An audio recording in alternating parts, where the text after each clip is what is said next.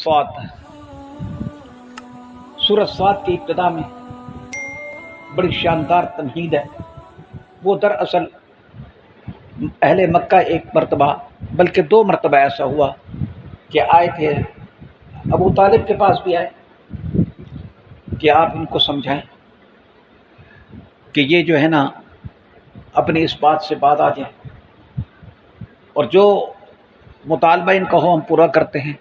اگر ان کو کسی حسینہ کی تلاش ہے تو مکہ کی عورتیں حاضر ہیں، اور اگر یہ مال چاہتے ہیں تو منہ مانگا مال ان کو دیں گے، اور اگر یہ سردار بننا چاہتے ہیں تو ہم ان کو سردار بنانے کے لیے تیار ہیں۔ مگر آپ صلی اللہ علیہ وسلم کی تو ایک ہی بات تھی کہ تم مسلمان ہو جاؤ۔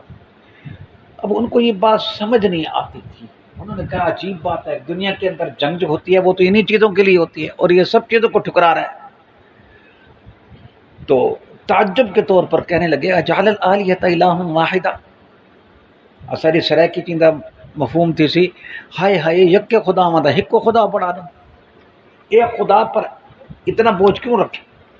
ان ھذا لشیء عجاب۔ اب وہاں سے جماعت چل پڑی، کہنے جاؤ جاؤ اپنے معبودوں پر جمے رہو، اس کا کوئی نہ کوئی مطلب ہے جو ہمیں ابھی سمجھ نہیں آ رہا۔ بعد میں حضرت داؤد علیہ السلام کا واقعہ ذکر کیا کہ داؤد علیہ السلام اپنے عبادت خانے میں بیٹھے تھے کہ دو آدمی آ گئے، اور ایک نے کہا کہ ہمارے درمیان فیصلہ کریں، ان ھذا اخی، یہ میرا بھائی ہے،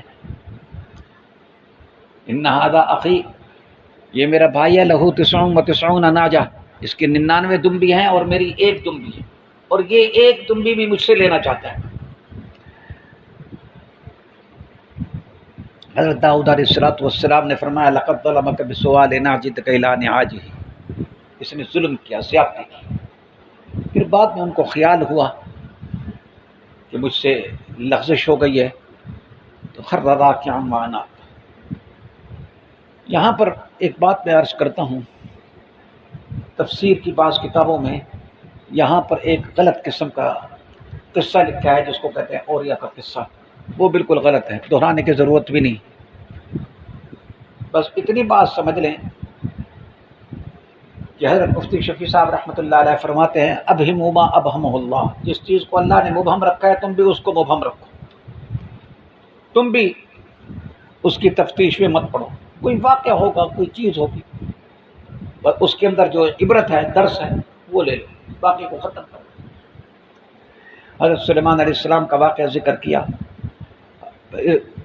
حضرت سلیمان علیہ السلام کے واقعے کے اندر دو باتیں آئیں، ایک تو یہ کہ ایک مرتبہ انہوں نے معائنہ کیا اپنے گھوڑوں کا، دیر ہو گئی، نماز قضا ہو گئی، عصر کی نماز قضا ہونے کی وجہ سے انہوں نے سب گھوڑوں کو ذبح کر دیا۔ اپنی ملکیت تھی اور ان کی شریعت کے اندر ذبح کرنا جائز بھی تھا۔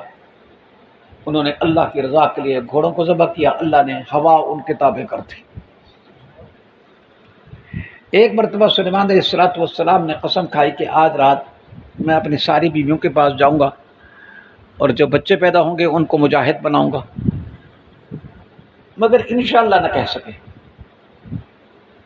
اللہ کی شان کے ایک ہی بچہ پیدا ہوا، وہ بھی نامکمل۔ اب اس قسم کے واقعات کے اندر عبرت لینی ہوتی ہے کہ آدمی کو چاہیے کہ ہر موقع پر انشاءاللہ کہیں۔ انشاءاللہ کہنے کی ہم سب کیا کریں، عادت کیا کہیں۔ حضرت سلیمان علیہ السلام کا ایک وقار تھا، حضرت سلیمان علیہ السلام کی حکومت کا ایک دبدبہ تھا، اور اس دبدبے کی وجہ سے لوگ ان سے کانپتے تھے۔ فسخرنا لہ الريح، ہم نے ہوا ان کے تابع کر دی، وہ ان کی مرضی سے چلتی تھی۔ بہرحال اس صورت کے اندر اللہ تعالیٰ نے حضرت ایوب علیہ السلام کا ذکر بھی کیا۔ یہ بات میں پہلے بتا چکا ہوں، آج پھر مختصر طور پر کہتا ہوں۔ لوگوں کے اندر جو یہ مشہور ہے کہ حضرت ایوب علیہ السلام جو تھے ان کے جسم پر کیڑے پڑ گئے تھے، یہ بالکل غلط بات ہے۔ اللہ تعالیٰ جس طرح نبی کو گناہوں سے بچاتے ہیں، اسی طرح ایسی امراض سے بھی بچاتے ہیں جو نفرت کا ذریعہ بنے۔ بہرحال حضرت ایوب علیہ السلام پر ایک بیماری آئی، طویل بیماری آئی، لیکن پھر بعد میں اللہ پاک نے اس بیماری سے ان کو نجات نصیب فرماتی ہے، اور جو ان کے اہل و عیال فوت ہو گئے تھے اللہ نے ان کو وہ دے دی۔ اس کے بعد اگلی صورت ہے سورۃ زمر۔